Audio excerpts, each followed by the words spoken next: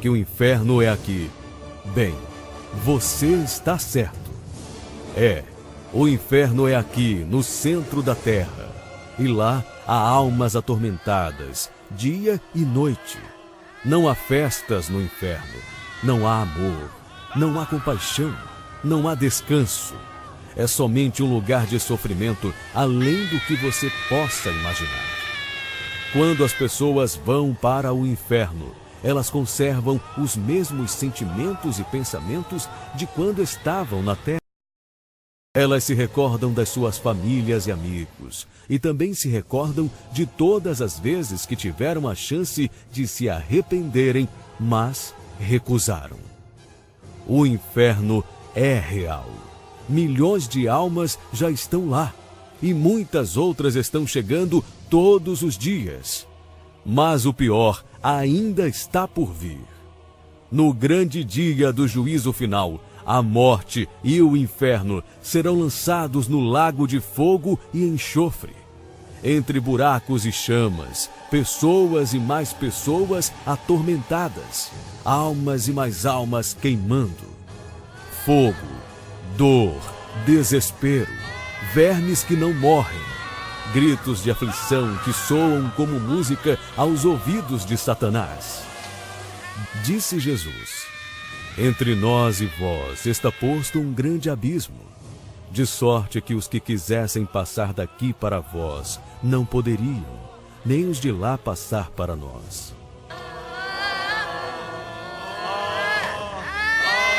Olá, tudo bem? Existe em hebraico. Para aqueles que acham que o inferno é aqui, bem, você está certo. O inferno é aqui, no centro da terra.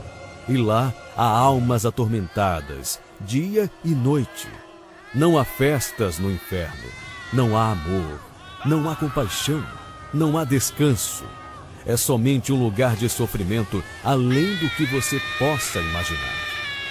Quando as pessoas vão para o inferno, elas conservam os mesmos sentimentos e pensamentos de quando estavam na terra.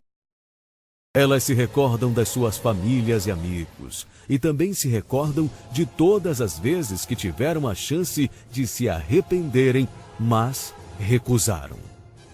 O inferno é real.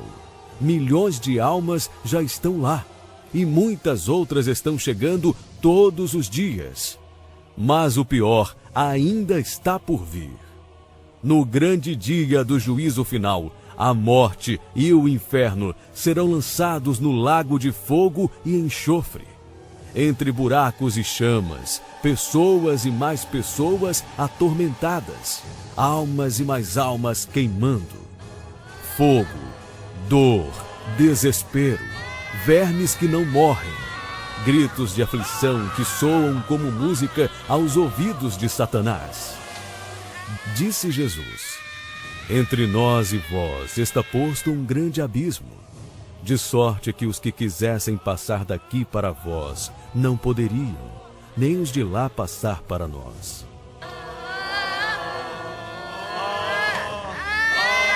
Olá, tudo bem? Existe inferno? Não, inferno não existe, pelo menos não como um lugar de castigo eterno. Para falarmos desse assunto, temos que partir do princípio de que existe Deus. Nós atribuímos algumas qualidades a Deus. Jesus diz que Deus é bom. Por que me chamas bom? Bom só um é, que é Deus. Evidentemente, as qualidades de Deus são infinitas. Se as qualidades de Deus não fossem infinitas, sempre haveria a possibilidade de alguém ou de um ser qualquer desenvolver essas qualidades e se igualar a Deus ou mesmo ultrapassar Deus. Então, se Deus é bom e se as qualidades de Deus são infinitas, então Deus é infinitamente bom, ou seja, a bondade de Deus não tem fim, não tem limites. Mas para quem foi criado? Ouvindo falar mais do diabo do que de Deus, ouvindo falar mais de inferno do que de céu, não há lógica filosófica que convença. Sempre que vamos analisar a Bíblia, temos que lembrar que ela foi escrita em outros tempos, por outras culturas e em outros idiomas. O Antigo Testamento foi escrito predominantemente em hebraico. O Novo Testamento foi escrito todo ele em grego.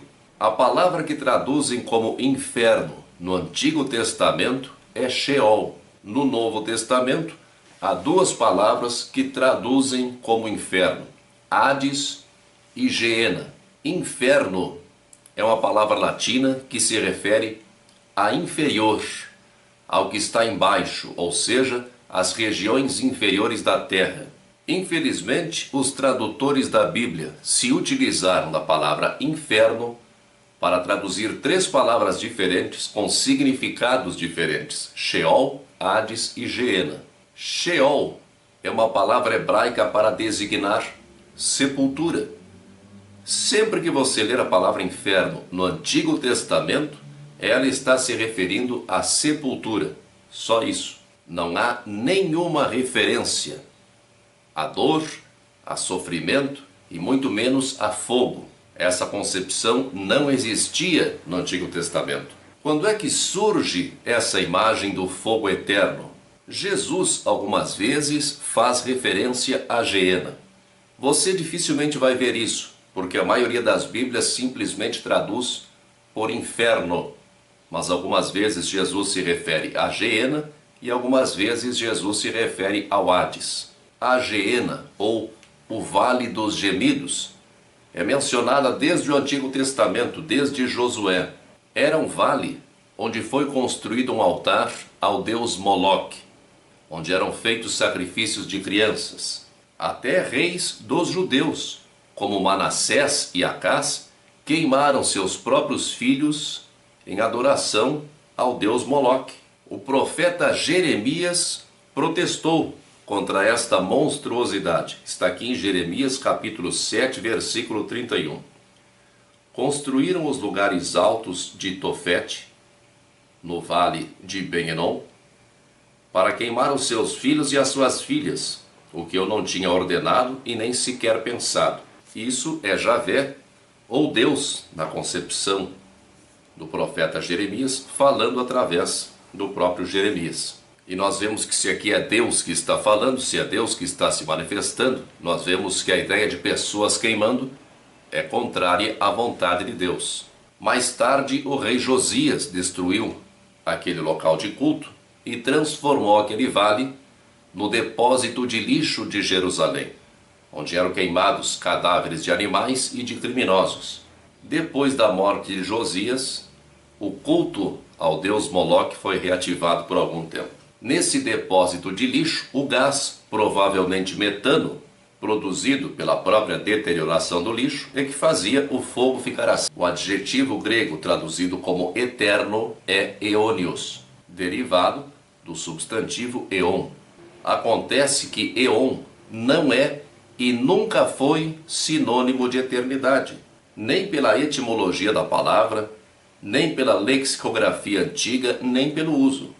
Para designar eternidade existe a palavra eidos. Nos clássicos gregos nós encontramos a palavra eon na Ilíada e na Odisseia de Homero, em Hesíodo, Sófocles, Hipócrates, Aristóteles e outros, nunca com o sentido de eternidade. Os clássicos gregos antecedem, ou seja, eles foram escritos mais ou menos uns 600 anos antes da Septuaginta, que é a primeira tradução do Antigo Testamento do hebraico para o grego. Na Septuaginta, da mesma forma, nós não encontramos o tempo, séculos, ciclo.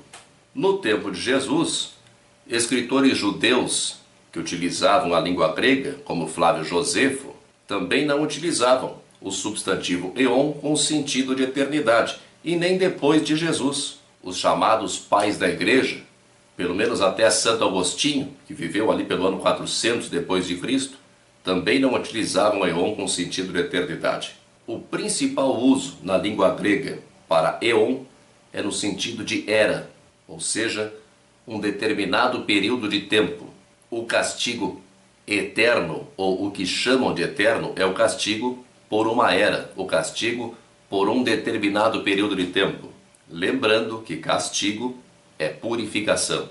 Esse processo de purificação, evidentemente, envolve dor, e muita dor. Mas não porque Deus quer que o espírito sofra. Deus não é sádico. Nós sofremos por causa daquilo que nós mesmos construímos dentro de nós. Quase todos nós já experimentamos nossos pequenos períodos de inferno. O sofrimento interno por desobedecermos a nossa própria